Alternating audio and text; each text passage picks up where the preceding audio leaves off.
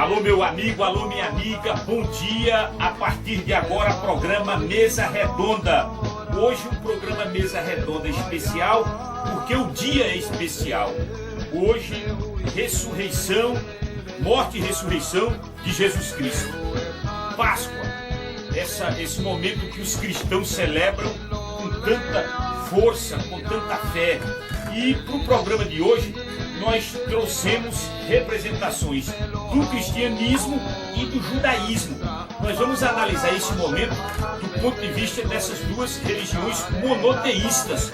Faltou somente uma terceira religião monoteísta, que é o islamismo. São religiões que nascem do patriarca Abraão, desse viés.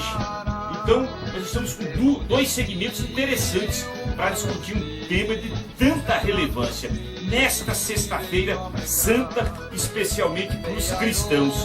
Ao meu lado aqui a colega jornalista e companheira da casa, Rizoni Santos.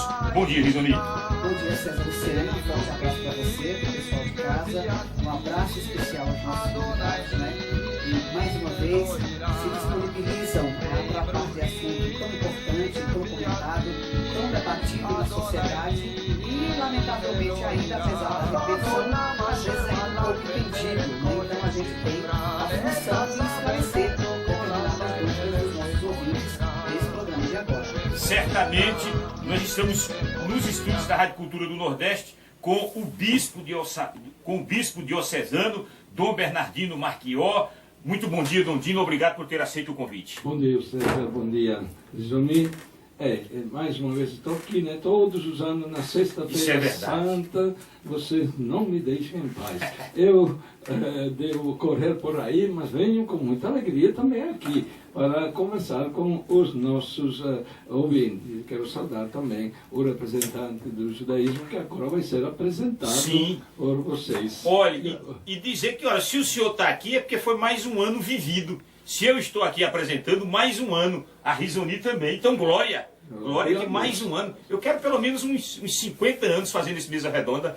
Eu também gostaria, mas garanto que não estarei, porque agora vou dizer uma coisa que não interessa aos ouvintes, mas porque eu já estou perto dos 75 anos, e quando o bispo chega aos 75 anos, o bispo entrega a responsabilidade da diocese. Continua a ser bispo, mas a responsabilidade da administração entrega a um outro. E o Papa vai nomear outro bispo, e outro bispo virá aqui fazer o programa. Mas o programa continuará todas as sextas-feiras santas. Firme e forte. Tá certo, Dom Dino. Deixa eu cumprimentar o presidente da Associação Judaica de Caruaru, é o Maurel Nelo, Centro de Cultura Judaica, aqui no nosso município, na nossa cidade. Presidente, eu confesso que eu não sabia. Desse segmento aqui em Caruaru, do judaísmo aqui na nossa cidade, e foi quando fui informado pelo André Santiago, que faz a produção do programa. Fiquei feliz, hein? Interessante também. É mais uma corrente, é mais uma religião monoteísta e que vem de Abraão também. Interessante a gente conhecer. Muito bom dia. Bom dia a todos, bom dia aos convidados, bom dia, Dom Dino, bom dia aos apresentadores do programa. Eu estou meio tímido aqui. Mas a expressão judaica aqui na cidade, ela não é de hoje. É que ela é discreta, ela é, digamos assim, o número de adeptos do judaísmo é pequeno. Por exemplo, nós temos uma figura judaica na cidade, de renome internacional, que é o Kaisa Malta Sobreira. Ele é caruaruense, nasceu aqui em Caruaru, e hoje ele é professor da Universidade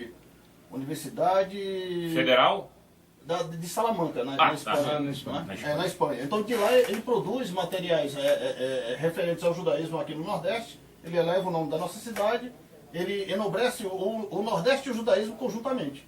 Não é? Então, a expressão judaica aqui, ela é discreta, mas ela é importante. Ela tem estado presente desde muito tempo antes do que o que a gente tem ouvido falar. A minha associação, no entanto, ela começa a se expressar publicamente a partir de 2008. Né? Então, em janeiro de 2008, a gente monta a associação e começa daí a produzir nossos cultos, a partilhar um pouco da sabedoria judaica com os demais caruaruenses, independente da religião, independente da crença. Desde que creiam em Deus, desde que tenham a Bíblia como base de sua fé, a gente é simpático e troca essa informação sagrada. É mais ou menos isso que a gente faz. Assim como você, César Lucena, também me surpreendi, não é, quando peguei a pauta do Mesa Redonda desta sexta-feira e questionava, não é, aqui em off, antes do início da entrevista, o nosso convidado, sobre o porquê dessa informação não circular, não é, na imprensa, nem na sociedade, nos meios sociais, visto, não é, que o Centro de Cultura Judaica existe há 8 anos. E perguntei se seria um pouquinho de preconceito, né? A gente, quando não conhece uma coisa, a gente tende a formar uma opinião e meio que acaba não se aprofundando naquilo. Isso tem contribuído? Tem. A confusão maior que se causa é confundir o judeu com o muçulmano. Não é? Para quem observa de fora, a uma certa distância, é difícil distinguir um do outro. Não é? E isso causa uma certa resistência, porque na mídia mundial, o Islã ele tem se manifestado de forma negativa. Não é? Especialmente então, no Ocidente. Rapaz, é uma pena. Eu particularmente entendo a essência do Islã como uma essência que contribui, mas há muitos adeptos da religião que acabam não reproduzindo muito bem a filosofia da religião que professa. Radicalizam, há um fundamentalismo muito Perfeitamente. E toda forma radical de expressão religiosa ela é perigosa. E isso tem maculado o Islã e tem maculado qualquer um que lembre ainda que de longe o Islã, ser muçulmano. Então esse é o principal obstáculo. O segundo é sobre os estigmas da história fora, né? Jesus veio, os judeus rejeitaram Jesus e tal. Isso também contribui para que haja uma certa resistência. Quando as pessoas elas se dão o trabalho de olhar um pouco mais de perto, elas vão entender nuances que até então estavam encobertas, né? Por um viés parcial da história. Não é? E aí acabam expandindo. Lá no Centro de Cultura Judaica nós temos católicos que estudam com a gente, temos pastores que estudam com a gente, temos esotéricos que estudam com a gente, e eles têm se tornado melhores onde estão. Não é? O católico tem se tornado mais católico, o pastor tem tem abrilhantado suas pregações, né? E os esotéricos têm adquirido dados que acabam meio que aprofundando a pesquisa deles. Por quê? Porque no final das contas, o que a gente faz? A gente apenas lê a Bíblia do ponto de vista do Oriente Médio. É a mesma Bíblia, é o mesmo Deus, é o mesmo povo sagrado. A diferença é a ótica com qual se lê o texto. Aqui no Brasil se lê o texto com a ótica ocidental, lá a gente aprende a ler o texto de acordo com a ótica do Oriente Médio. É apenas essa diferença. É isso mesmo, Dodino? Qual a sua opinião? Eu estava ouvindo as reflexões e estava pensando que a busca sincera da verdade, sempre aproxima as pessoas. O que afasta é o fundamentalismo, o que afasta é a incapacidade de respeitar o outro. Mas, repito o que eu estava dizendo no começo, a busca sincera da verdade sempre aproxima as pessoas, não afasta as pessoas uma da outra, porque a semente de Deus que está em nós é o mesmo Deus que está em mim, está no irmão judeu, está no irmão muçulmano, está naquele que até não tem fé, mas a semente de Deus está presente na pessoa humana. E o respeito tem que prevalecer, não é? Quais seriam as semelhanças entre o judaísmo e a Igreja Católica, especialmente na celebração da Páscoa, que é isso que a gente está discutindo hoje nesse programa? Eles são mais velhos do que nós, os judeus. Começo porque até o Papa São João Paulo II, Bento XVI, e agora Papa Francisco, que foi na sinagoga de Roma, eles lembraram disso, vocês são os irmãos mais velhos. Depois a história avançou e quando veio Jesus Cristo, então nós aceitamos Jesus Cristo como Messias, como Salvador. E aí, eu não vou discutir os motivos, mas os hebreus não acolheram Jesus como o Messias, o Salvador. É isso. Mas nós temos profundas ligações, mais do que com os espíritas, nós temos ligações como cristãos, mas mais do que com os muçulmanos, é claro. Nós temos ligações profundas com toda a história da Bíblia, porque a Bíblia o Antigo Testamento é muito maior do que o Novo Testamento, são vários livros, né? E então os hebreus começaram aí a sua história de ligação com Deus. Era o povo eleito, o povo escolhido por Deus. Vamos então, vamos dizer do judaísmo e esse momento, morte, ressurreição, Páscoa de Jesus, ou aí no judaísmo a figura de Jesus Cristo não é celebrada dessa forma como é celebrada no cristianismo. Vamos lá. Para a gente poder responder essa questão, eu preciso meio que posicionar o judaísmo que eu represento, tá? Então, vamos lá. Em Israel, que é sempre a medida, né? Então a gente olha aí o judaísmo baseado em dois fenômenos, o judaísmo formal e o judaísmo que eles vão chamar de informal ou secular. Então eu participo desse judaísmo informal quando olhado da ótica rabínica. Por quê? Porque o judaísmo rabínico ele tem todo um padrão e toda uma aceitação de determinados livros canônicos que quando o judaísmo que eu represento analisa a Bíblia, a gente acaba aderindo ao Novo Testamento, por exemplo, né? Então isso faz com que eu caia na informalidade de acordo com o judaísmo praticado pelos rabinos lá em Israel. Ok. Contudo, a expressão judaica ao qual eu represento, hoje em Israel já ultrapassa os adeptos de 235 mil e contando. Não é? O que já se pensa lá em Israel, os sociólogos lá já imaginam, que o judaísmo, como o Novo Testamento, provavelmente já é cogitado como o judaísmo do futuro. Não é? Um dia, e não muito longe, o judaísmo com o Novo Testamento será a maioria. Hoje é a minoria. Ok? Então, nesse sentido, nós sim, acreditamos na morte, acreditamos na ressurreição, mas sob uma ótica judaica. E sobre a ótica judaica, em relação à Páscoa, o foco central da comemoração não é a morte e a ressurreição, é a saída do povo do Egito, que é onde a Páscoa ela tem origem. Quando o Eterno ele enviou Moshe Rabbeinu, o Rabino Moisés, para libertar os hebreus do Egito, ele ordenou que qualquer um que quisesse escapar da praga da morte dos primogênitos, qualquer família, deveria sacrificar um cordeiro, passar o sangue desse cordeiro no umbral da porta. Quando o anjo da morte se manifestasse, a casa onde houvesse essa marca de sangue, o primogênito não morreria. E aí, nesse caso, o que foi que aconteceu? Tanto judeus quanto egípcios ouviram e passaram o sangue no umbral da porta, e houve judeus e egípcios que não quiseram respeitar isso aí e não passaram o umbral na porta. Então houve morte na casa de judeus e de egípcios que não deram atenção à mensagem divina, e houve livramento e salvação na casa de judeus e de egípcios que deram ouvidos à mensagem divina. O que faz com que a mensagem divina, nesse caso, ela comece e parta de uma ótica nacional, mas se expanda para o mundo. Né? De outra forma, então o livramento não teria livrado os egípcios. E aí, após essa praga, o faraó acaba entendendo que não dá mais para suportar os hebreus ali, liberta, e nós deixamos de ser escravos e nos tornamos uma nação livre a partir desse evento.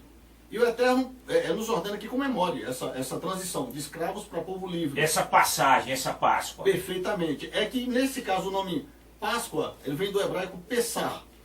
Perfeito. E Pessar está relacionado, não é a transformação de escravo em livre, mas ao que fez o anjo da morte. Ele veio na casa e quando achou o sangue ele pulou por cima. Então esse pular por cima é Pessar.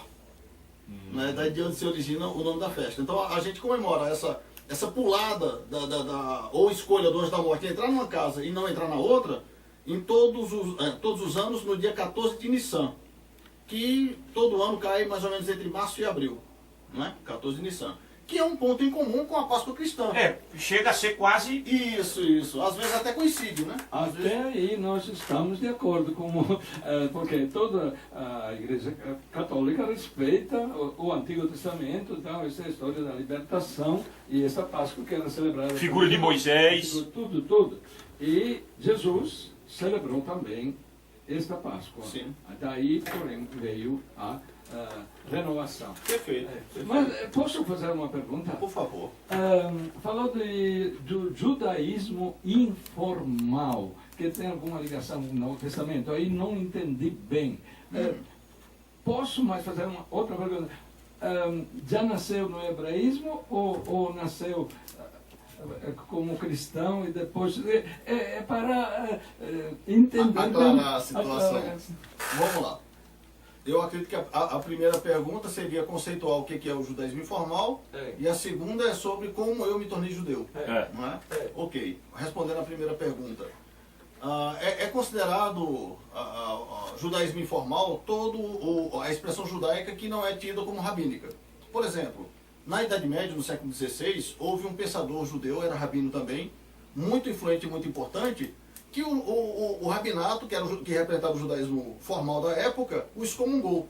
Né? E nem por isso ele deixou de... Hoje, o mundo judaico como um todo abarca a obra dele como judaica, mas na época não. Na época ele foi excomungado. Qual é o nome? Baruch Spinoza. Imaginei. Que é o Bento Spinoza, né? Eu estudei quando estudava filosofia. Perfeito, perfeitamente. Então o rabino Baruch Spinoza, ele foi uma figura muito influente. Só que como o pensamento dele acabou meio que destonando do quórum de pensamento rabínico da época, ele foi tido como um praticante do judaísmo informal. Ele nunca deixou de ser judeu. Daí o campo fértil para que ele pudesse se estabelecer, ou pelo menos propagar o seu gênio na literatura, foi as academias cristãs. Então ele se firma lá, e como era costume na época, ele vai equivaler o nome hebreu dele para o nome cristão. Então de Baruch Spinoza vira Bento Spinoza, e aí ele se eterniza na história. É mais ou menos isso o que ocorre hoje. Né? Isso sempre ocorreu.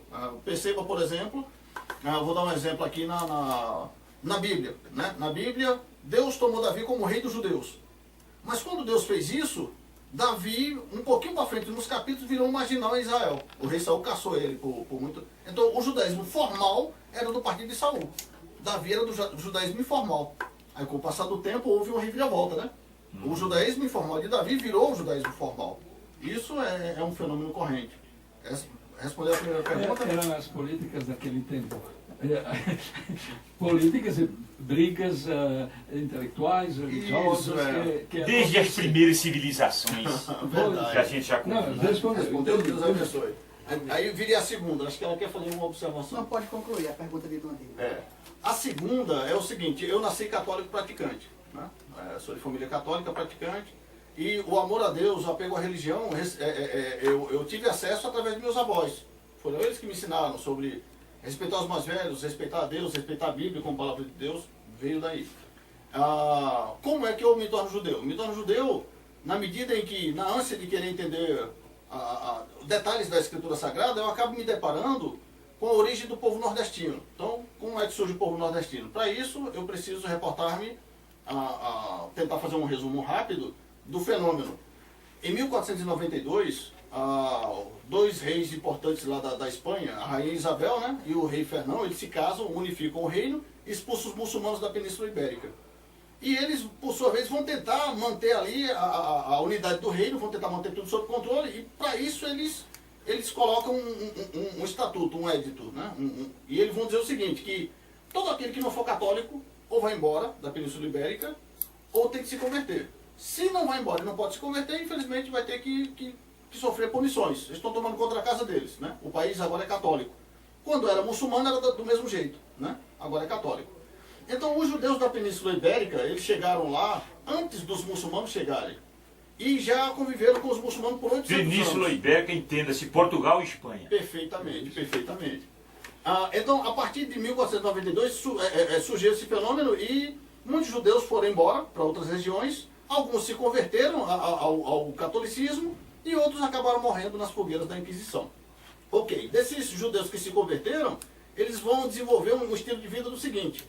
Eles publicamente são católicos, vão à missa, tem toda a teologia católica lá, professam nenhum problema.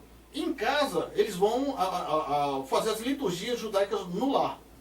É o que a história vai grafá-los como criptojudeus. Os judeus da cripta, o judeu escondido. Né? Escondido. Perfeito. Isso se segue até mais ou menos 1500, né? Aí com a descoberta do Novo Mundo, esses judeus católicos, eles vão pensar em que talvez, se eles colonizarem com a aval da coroa algum país do Novo Mundo, eles podem reedificar o que eles entenderam como a Nova Jerusalém, que é para viver em paz o judaísmo, viver livre, sem censura.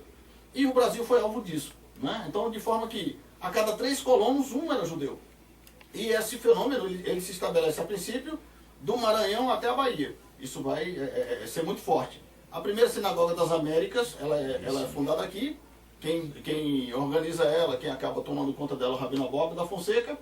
E eles vão passar quase 50 anos, mais ou menos, em atividade. Depois, os portugueses, eles perdem o poder do país para os holandeses e depois retomam novamente. E nessa retomada portuguesa, a comunidade é desfeita. E quem pode ir embora vai, quem não pode acaba se assimilando de novo. Né? Vai de novo reproduzir o mesmo fenômeno social que produziu em Portugal. É aí onde se configura, por exemplo, certos costumes da comunidade católica nordestina que a gente faz, mas sem ter consciência que faz. Por exemplo, Pode concluir. percebeu, se a gente observar, perceba que as donas de casa, principalmente de sítio, vai a casa da porta da frente para a porta dos fundos. Nunca da porta dos fundos para a porta da frente. Já perceberam isso? Verdade. Não é? É.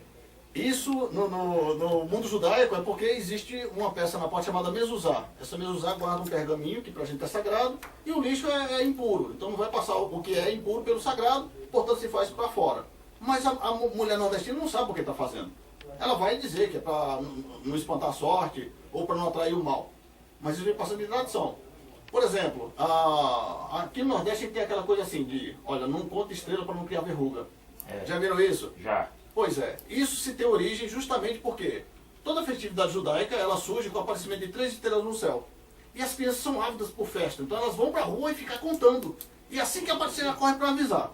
O pai de família queria passar essa herança para o filho, mas não queria correr o risco de ser dedurado, para não ter problema com a lei na época. Então ele vai dizer o seguinte para o filho: não conte para não criar verruga. Então o filho poderia estar olhando para o céu contando sem apontar. A gente, na época, sabia por que fazia. Hoje faz sem saber, mas o costume se manteve. E assim como esses, há muitos outros costumes que a gente vai observando na forma nordestina de se comportar, que nos difere do resto do Brasil. Aí houve uma boa Perfeito.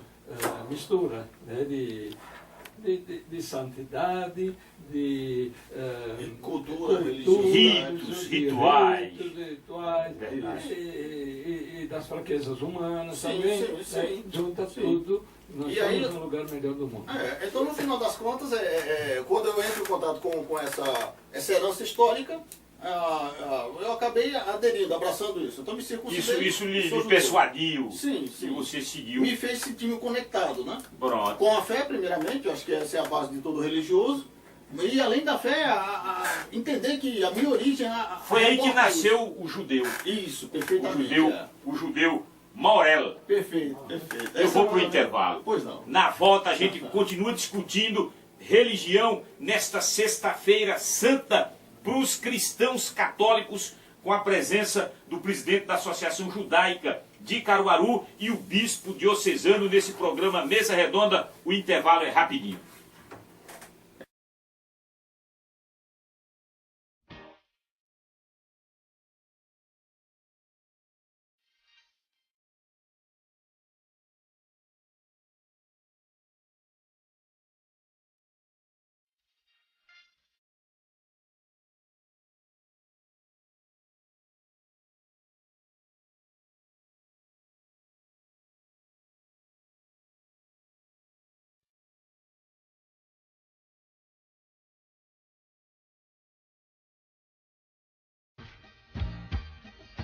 Que o casal seja um